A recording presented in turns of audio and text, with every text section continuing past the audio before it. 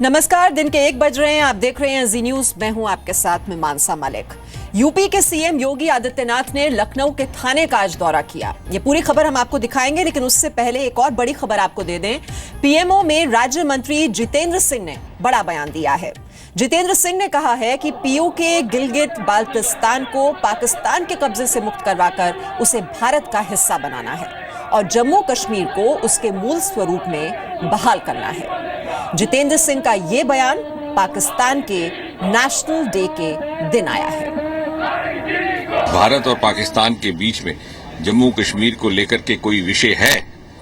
यदि है तो मात्र इतना कि पाकिस्तान के नाजायज कब्जे वाले जम्मू कश्मीर के हिस्से को, भले ही वो पाक अधिकृत जम्मू कश्मीर है, भले ही वो गिलगित बाल्टिस्तान है, किस प्रकार उसे पाकिस्तान के कब्जे से मुक्त करा करके भारतीय गणराज्य का हिस्सा बना करके जम्मू कश्मीर को उसके ओरिजिनल स्वरूप में फिर से बहाल करना, इसके अतिरिक्त और कोई विषय नहीं।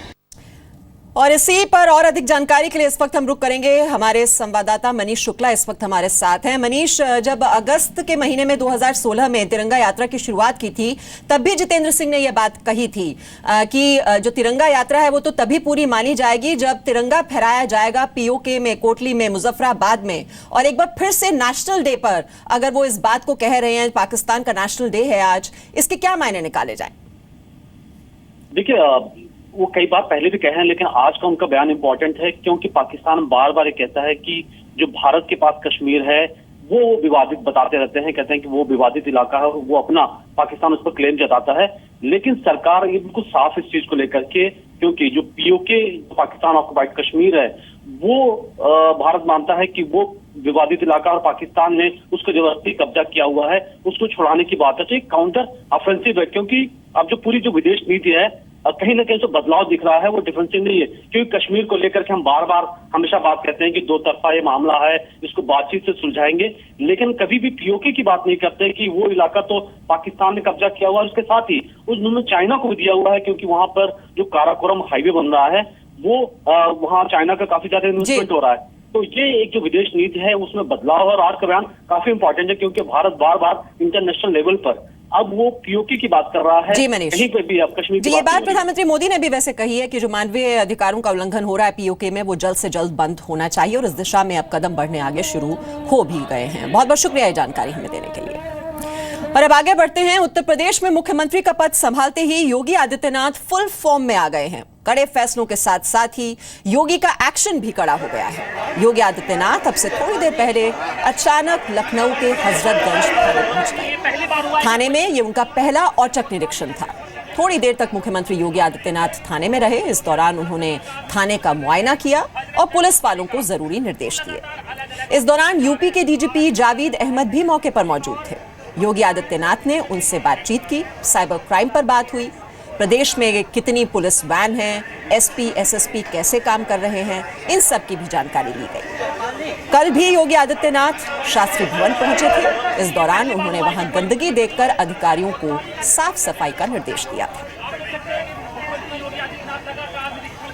यूपी के सीएम योगी आदित्यनाथ ने साफ कहा कि ये पहला दौरा है, अंतिम नहीं।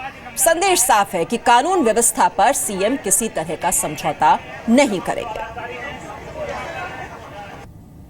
उत्तर प्रदेश के अंदर कानून का राज हो, इस दृष्टि से पुलिस का मनोबल और इस संबंध में उत्तर प्रदेश के अंदर क्या प्रभावी कार्य हो सकते हैं, यही सब निरीक्षण करने के लिए आए हैं। ये पहला निरीक्षण और अंतिम नहीं है, एक शुरुआत है। आप देखेंगे हर स्तर पर एक सुधार दिखाई देगा और उत्तर प्रदेश के अंदर कानून का राज लागू होगा। उत्तर प्रदेश के अंदर जो भी आवश्यक होगा, उत्तर प्रदेश की जनता के हित में हम लोग वह कदम उठाने में हिचकेंगे नहीं। यूपी के डीजीपी ने भी मीडिया से बात की और बताया कि सीएम योगी आदित्यनाथ ने कानून व्यवस्था पर जानकारी ली। यहाँ जो पुलिस की इंफ्रास्ट्रक्चर है, मूलभूत सुविधाएं हैं, उनके बारे में जानकारी हासिल की। मूलभूत सुविधाओं के बारे में जानकारी हासिल की, गाड़ियों के बारे में या फिर जो साइबर क्राइम है उनके बारे में, या और जो अलग विभिन्न प्रकार के हमारी आवश्यकताएं हैं उनके बारे में उन्होंने फर्स्ट हैंड जानकारी हासिल की। और वहीं यूपी के भूमि संसाधन राज्य मंत्री उपेंद्र तिवारी ने भी कार्यभार संभाल लिया। हैरानी की बात यह है कि उपेंद्र तिवारी ने जैसे ही कार्यभार संभाला वैसे ही उन्होंने खुद झाड़ू उठाकर अपने ऑफिस की सफाई करनी शुरू कर दी। उपेंद्र तिवारी के एक हाथ में झाड़ू और दूसरे में वाइपर था।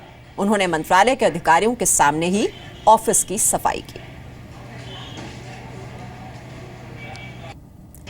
तो आप देख रहे हैं किस तरह से एक हाथ में झाड़ू, दूसरे हाथ में वाइपर और सफाई कर रहे हैं उपेंद्र तिवारी।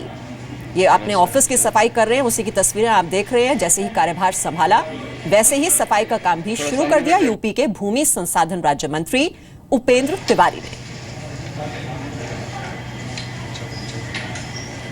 इस तरह की तस्वीरें वैसे कम ही देखने को मिलती हैं, लेकिन प्रधानमंत्री मोदी जो कि स्वच्छता का संदेश अपने सांसदों, विधायकों को और पार्टी के और सदस्यों को देते रहे हैं, उसी पर अमल करते हुए उपेंद्र तिवारी। और इस खबर की विश्वसनीयता के बारे में भी आपको बता दें। क्रेडिबिलिटी का जो पहला पैमाना है वो ये है कि इस खबर में हमारा रिपोर्टर मौके पर मौजूद है या नहीं। तो हम आपको बता दें, इस खबर में लखनऊ में हमारा रिपोर्टर मौके पर मौजूद है। दूसरा पैमाना यह है कि खबर की पुष्टि है कि नहीं। तो यह खबर पूरी तरह से पुष्ट है। तीसरी कसौटी है कि खबर पर गवाह या एक्सपर्ट की राय ली गई है या नहीं।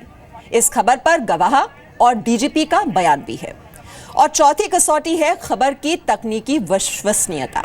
तो आपको यह भी जानकारी दे दें कि इस वीडियो पर आप पूरी तरह भरोसा कर सकते हैं, क्योंकि जो आप देख रहे हैं इस वक्त तस्वीरें, ये जी न्यूज के कैमरामैन ने ही ली हुई हैं। इसके साथ ही हम जी न्यूज की इस पहल पर आपकी राय भी लेना चाहते हैं। क्रेडिबिलिटी रिपोर्ट पर आप भी अपना सुझाव या अपनी राय दे सकते हैं। आप अपना नाम और शहर का नाम लिखकर हमें mynews@zmedia.slgroup.com पर ईमेल कर सकते हैं, या फिर 96433311 पर व्हाट्सएप कर सकते हैं। ये जो नंबर है आप नोट कर सकते हैं। ये इस वक्त फ्लैश हम कर रहे हैं आपके टीवी स्क्रीन पर।